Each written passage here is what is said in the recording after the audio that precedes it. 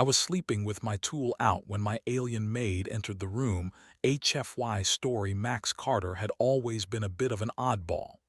As a mechanic and inventor, he loved building things, fixing things, and generally getting his hands dirty with machines. But Max had one major flaw. He was messy. His apartment was a reflection of his mind, organized chaos. Tools and parts were scattered across the room, with wires hanging from the walls and half-finished projects piled up in corners. To anyone else, it might have looked like a disaster zone, but to Max, it was his workshop, and everything had a place, even if it wasn't obvious. This particular morning, however, Max was not working. In fact, he wasn't doing anything at all. He had fallen asleep at his workbench again, his face resting against a blueprint of a new device he was still figuring out. His hands were still loosely holding a strange-looking tool, a repair device that he had been tinkering with for days. The tool, for all its complexity, had yet to be tested, and yet it was lying there, abandoned as Max snored away. The door to his apartment slid open quietly, and a figure stepped inside. The figure was tall, with smooth, almost translucent skin and delicate features. Zara, his new maid, had arrived. Zara was not human. She was a Gyran, a race of caretakers and servants from a peaceful planet far away. Gyrans were known across the galaxy for their efficiency and precision, their sharp minds and delicate hands capable of cleaning, organizing, and managing any task with robotic-like perfection. She was the latest model in the Gyran service line, designed to help humans like Max with their day-to-day lives. Zara's sensors quickly scanned the room, and the corners of her mouth twitched in what might have been a smile. The mess was impressive, even by her standards. But she had a job to do, and her job was to make Max's life a little easier. She began her usual routine, gathering up discarded tools and putting them back in their proper places. Max, however, remained blissfully unaware. His breathing was steady, his body relaxed. His tool, still resting beside him, was clearly the last thing on his mind. But for Zara, that tool was an enigma. Her training had taught her that humans often used strange, personal objects for various reasons, things that were hard to understand, things that made them unpredictable. Zara had already encountered some of Max's quirks. There was the half-finished coffee mug that he seemed to be perpetually working on, the strange-shaped metal scraps that he called art, and of course, his chaotic way of leaving tools out everywhere. But this tool was different. She couldn't quite make sense of it. It was large, with several wires poking out of it, and its purpose was unclear. As she observed it, she noticed that Max's tool was still warm, as though he had been using it not long ago. But that didn't make sense. Max had been asleep for hours. Zara's systems beeped with curiosity. She bent over to inspect it, her delicate fingers reaching out to touch it. The sudden movement woke Max. He blinked his eyes open and looked up, seeing Zara hovering over him, inspecting his tool. A moment of silence passed. Max's brain, still in a foggy, half-awake state, didn't immediately process the situation. He rubbed his eyes and yawned. "What are you doing?" Max mumbled, still half asleep. Zara straightened up quickly, her face slightly flushed, if a Gyran could flush. She was, after all, a servant, designed for efficiency, and not for engaging in any form of personal interaction unless instructed. Her sensors detected a hint of confusion in her own system, but she quickly dismissed it.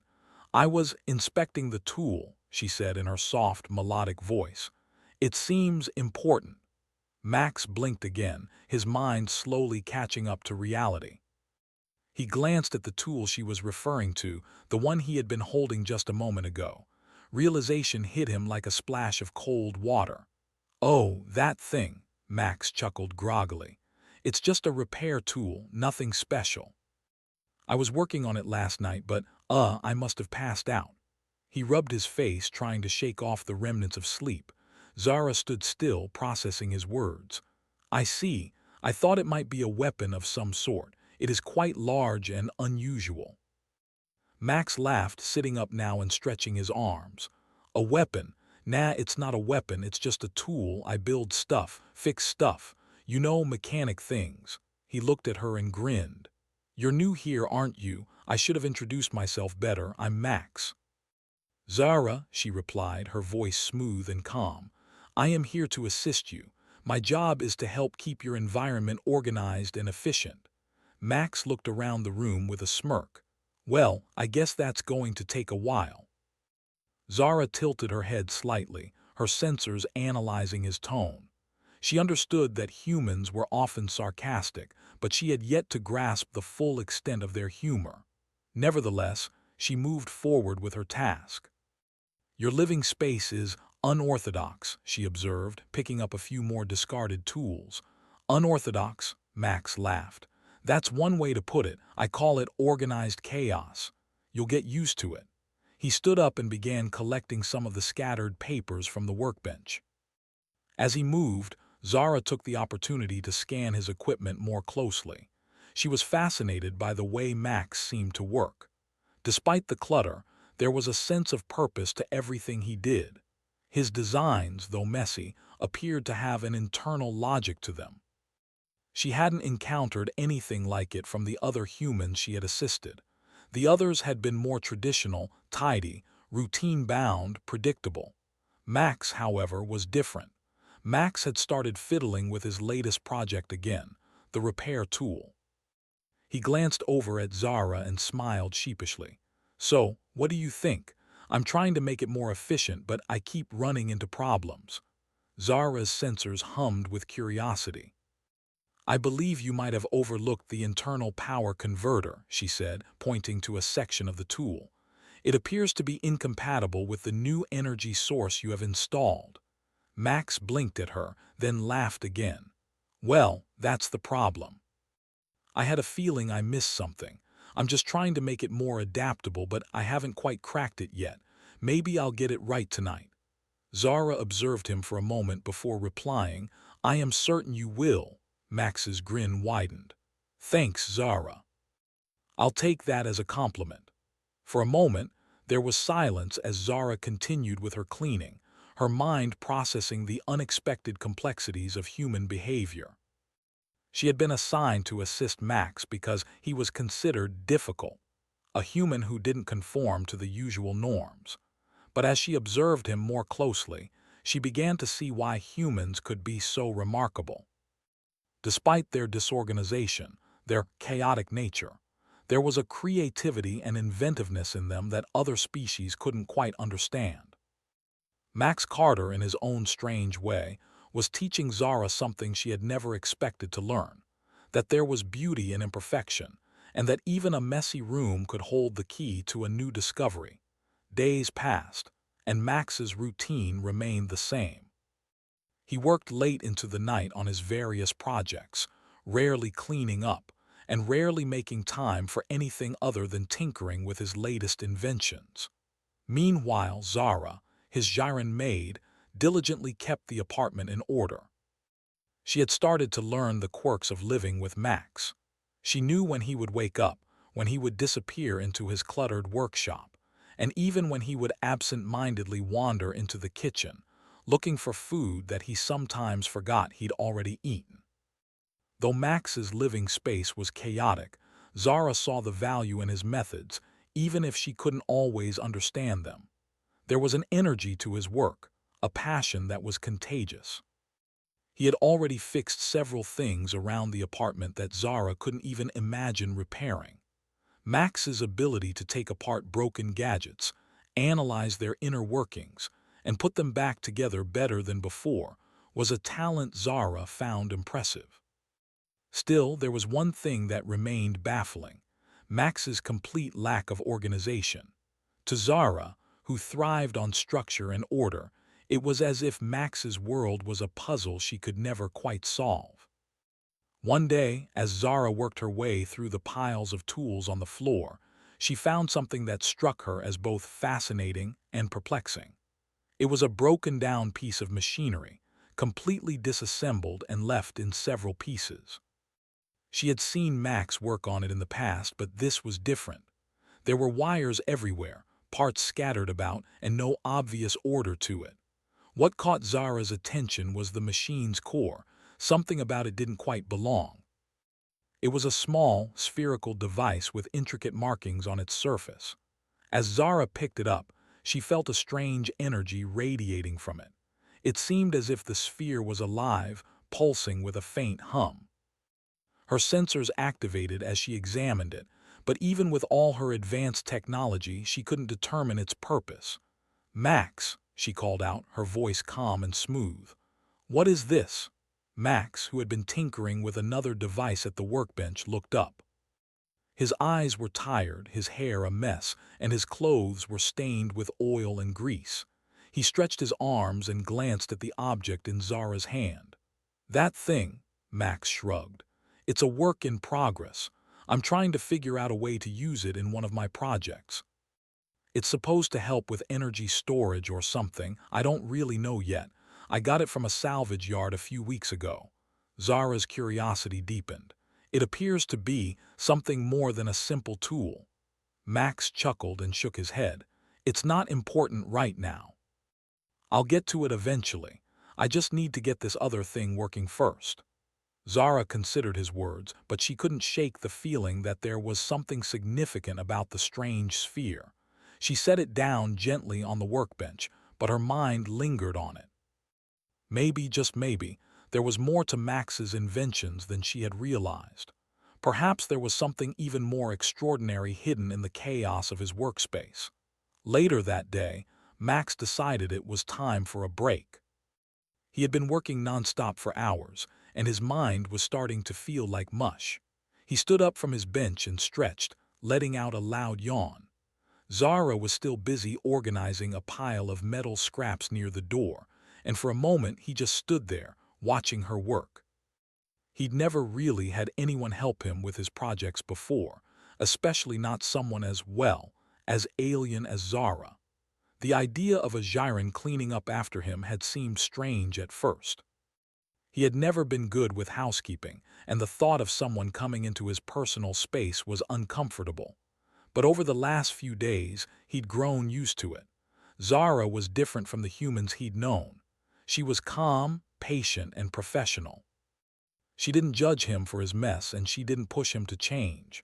She just worked. Max shuffled into the kitchen and started rummaging through the fridge, grabbing whatever food he could find.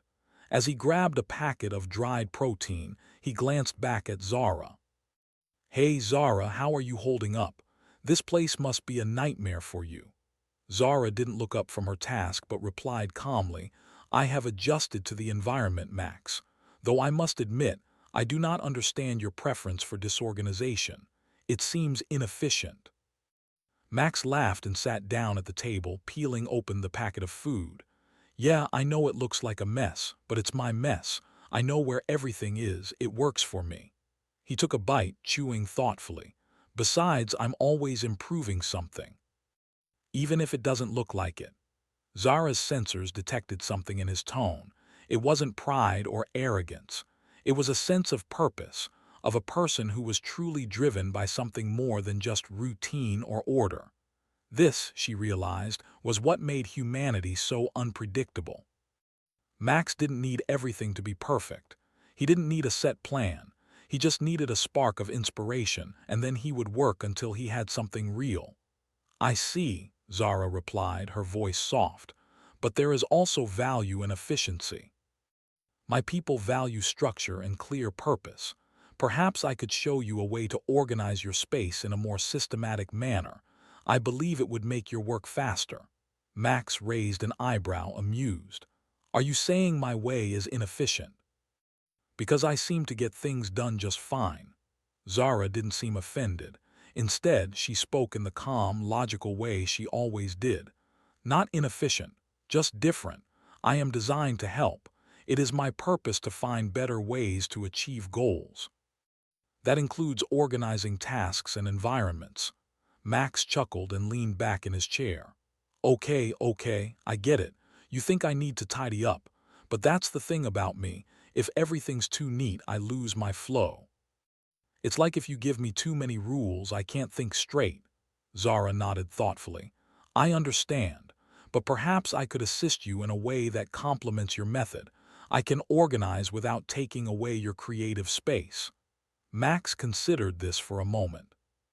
That might work. I mean, you can do your thing while I do mine, but don't expect me to stop leaving tools everywhere.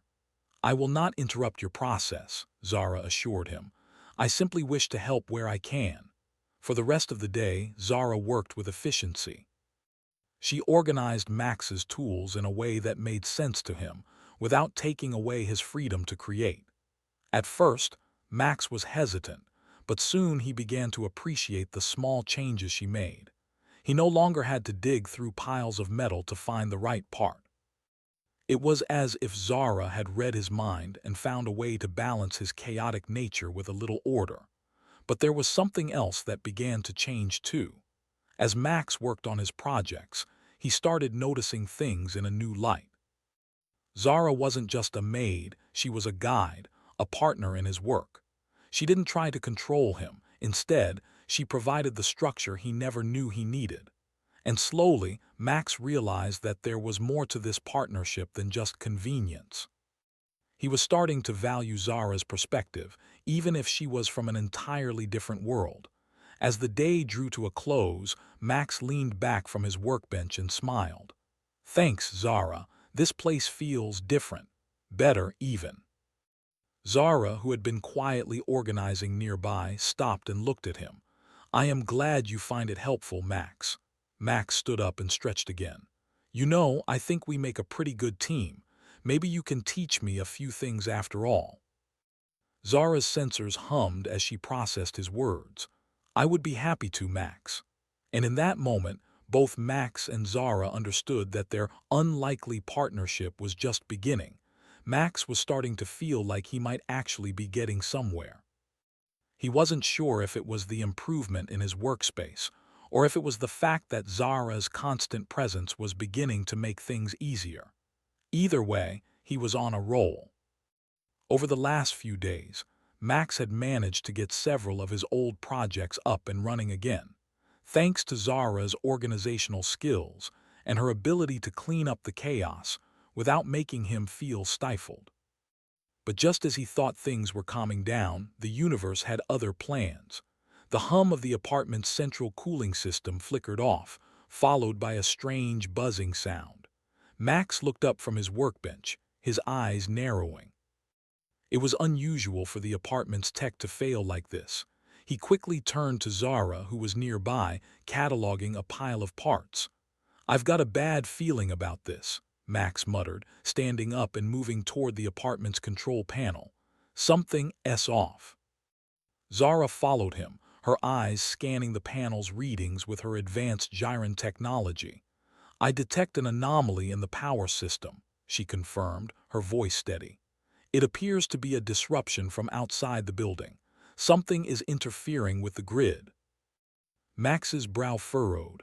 Outside, like some kind of external attack, Zara nodded. It is possible. The source is too far for me to trace directly. Max didn't waste any time. Let's find out what's going on. Without thinking, he grabbed a tool from his workbench, the very same tool he had been testing when Zara had first entered his room. The tool was now fully functional, but Max hadn't had time to fine-tune it yet. Still, he was certain it would work for whatever was happening outside. He glanced at Zara, who was already preparing herself for action. We might need to get to the rooftop. I'll try to fix the power grid from there. Zara studied him for a moment, considering the situation. She didn't question Max's plan. There was a certain confidence in him now that she had come to respect. Over the past few days, he had shown that he could think on his feet. She had seen it when they worked together. Max was unpredictable, but he always found a way to make things work. The two of them made their way to the rooftop access. As they stepped outside, Max squinted at the sky. The city was vast, its towering buildings stretching as far as the eye could see.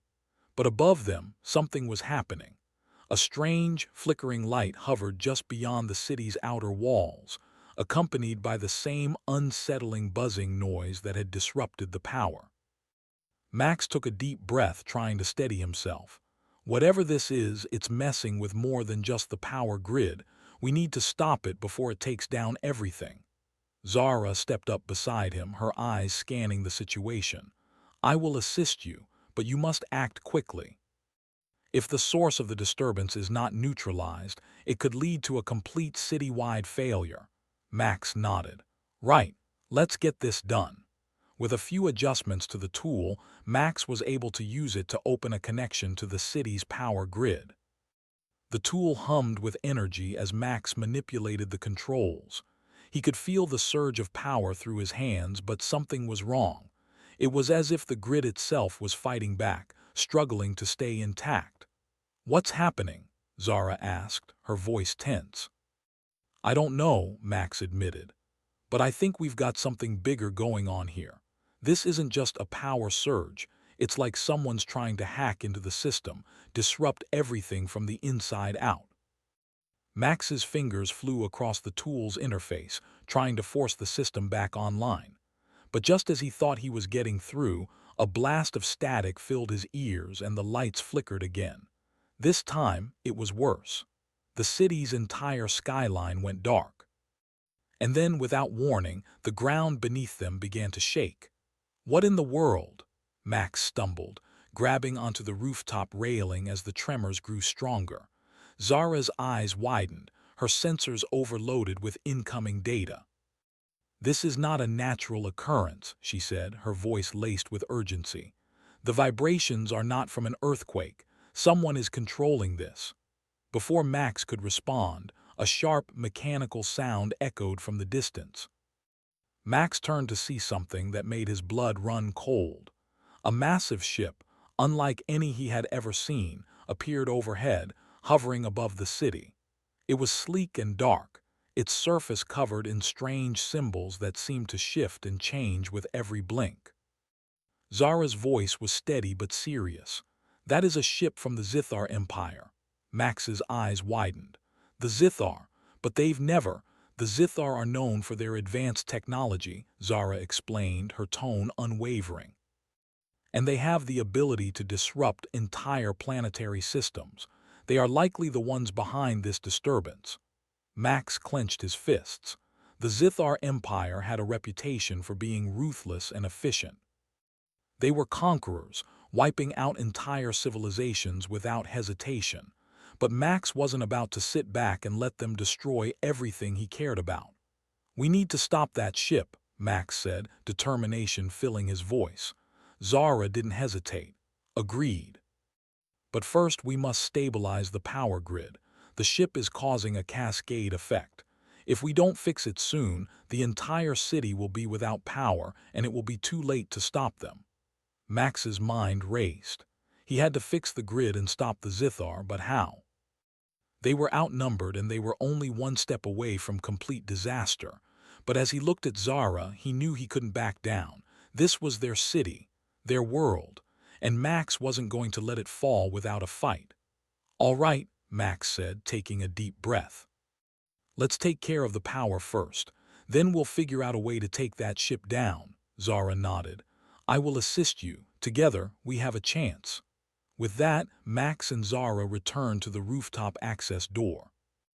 They had to get back inside the building to the control room, where Max could use his tool to counter the Zithar's interference. But as they made their way down, Max couldn't shake the feeling that they were running out of time. The power grid was failing. The city was teetering on the edge of collapse, and the Zithar ship was getting closer. Max tightened his grip on the tool. We're not going down without a fight. The city was dark, a sea of silent towers and empty streets.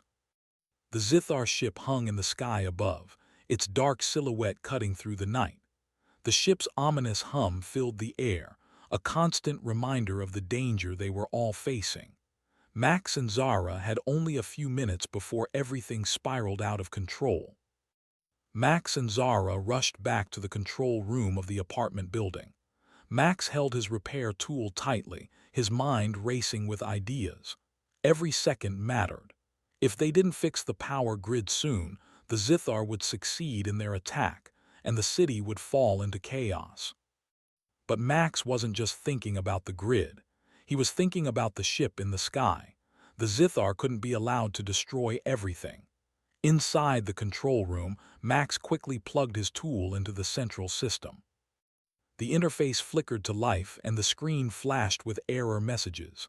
"Come on," Max muttered, his fingers flying across the tool's interface. "I need more time." Zara stood beside him, her sensors scanning the room, her mind calculating different solutions at lightning speed. "The interference from the Zithar ship is increasing. We have very little time." Max's hands shook slightly as he worked. Sweat dripped from his brow. This wasn't just about fixing a broken system anymore. It was about saving the entire city, possibly the entire planet. The weight of it was heavy, but he had to stay focused. "Tell me everything you know about the Zithar ship," Max said, his voice steady despite the growing tension. Zara's eyes flickered as she accessed her databases.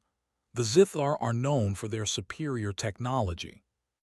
Their ships are equipped with advanced weaponry, and they are capable of disabling entire power grids, such as the one we are currently trying to repair. The ship's energy signature is disrupting the city's systems on a massive scale. Max's mind raced. The ship was attacking the grid with powerful, concentrated energy waves. It was using the city's own power systems to disable everything, including the building they were in. But Max had an idea. He just needed to get the grid back online and find a way to counteract the Zithar's signal. "I've got it," Max said suddenly, his face lighting up. "We can use their own signal against them." Zara looked at him, confused. "How?" Max grinned, a plan forming in his mind. "If I can patch into the ship's energy signature using the tool, we can send a reverse pulse. It won't stop the ship entirely, but it'll throw off their power supply long enough for us to disable their system from the inside." Zara raised an eyebrow. "It is a dangerous strategy." "But it may be our only option." Max nodded. "Exactly. We don't have much time, but we can't just sit here and wait." He quickly made the necessary adjustments to the tool, carefully linking it to the power grid. The screen in front of him lit up with complex data. He focused, ignoring the pressure building in his chest. The tool hummed, the energy within it pulsing in rhythm with his heart. Zara stood behind him, watching closely. "You must act quickly. The Zithar will not hesitate to destroy the entire city if they believe it is necessary." Max didn't need any more reminders. He was already moving, typing in commands as fast as he could. "Almost there," he muttered. "Just a little more time." Suddenly, the room's lights flickered. The hum from the Zithar ship grew louder and the building began to shake once more. Max gritted his teeth. It was as if the ship could sense what they were doing. It was a race against time. With a final tap on the interface, Max sent a pulse of energy through the tool. The building's power flickered back to life, the lights brightening as the grid began to stabilize. Max felt a surge of relief wash over him. They were one step closer. But the pulse they had sent out had done more than just restore the power. It had reached the Zithar ship. For a moment, everything was still. Then, the massive Zithar ship above them seemed to shudder. The lights on the ship flickered. The humming sound grew louder, then suddenly stopped. "Yes," Max exclaimed. "It worked. We've disrupted their power supply." Zara's face remained calm, but a flicker of satisfaction crossed her features. "The Zithar ship is temporarily disabled. They will likely attempt to restore power, but it will take time." Max didn't waste any time. "Good. Now we need to get to the ship's control center. We have a small window to take them down before they recover." Zara didn't hesitate.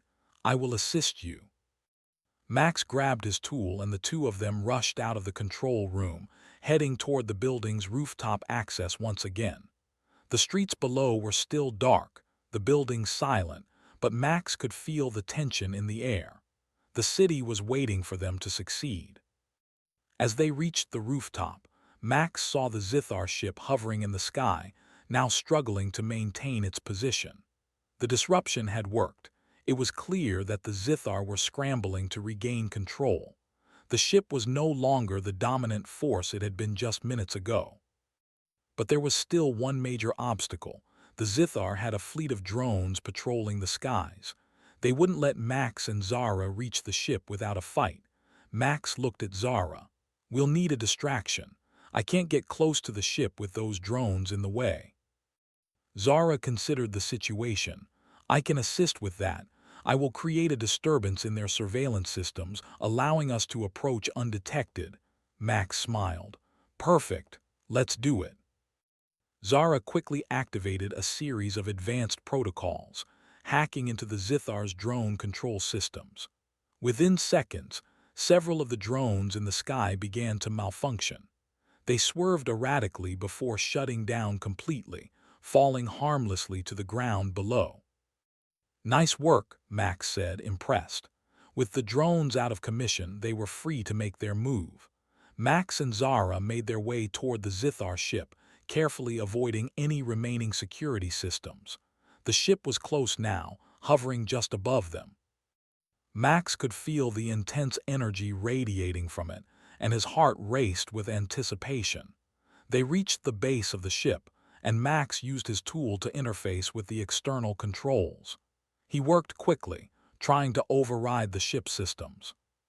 "We're almost there," he said through gritted teeth. "Just need a little more time." But as he was about to gain full access to the ship's controls, a sudden blast of energy came from above. The Zithar had regained partial control of their systems, and they weren't going down without a fight. Max and Zara dove to the side as the blast hit the rooftop, sending debris flying in all directions. Max's heart pounded in his chest, but he didn't hesitate. "We're not done yet," he said, standing up and adjusting his tool. With renewed determination, Max sent a surge of energy through the tool, overriding the ship's systems completely. The ship shook violently as it lost power, its hovering capabilities failing. Slowly it began to descend. "We did it," Max said, his voice filled with relief. Zara nodded, her sensors registering the ship's imminent collapse. "The Zithar ship is neutralized. The city is safe for now." Max took a deep breath, feeling the weight of everything they had accomplished. The city was safe, the Zithar were defeated, and he and Zara had survived the impossible. As the dust settled and the first light of dawn began to break, Max looked at Zara and smiled. "We make a pretty good team, don't we?" Zara's eyes glimmered slightly. "Indeed, we do." And in that moment, Max knew one thing for sure. Humanity, no matter how small or unpolished, was capable of greatness when pushed to the limit.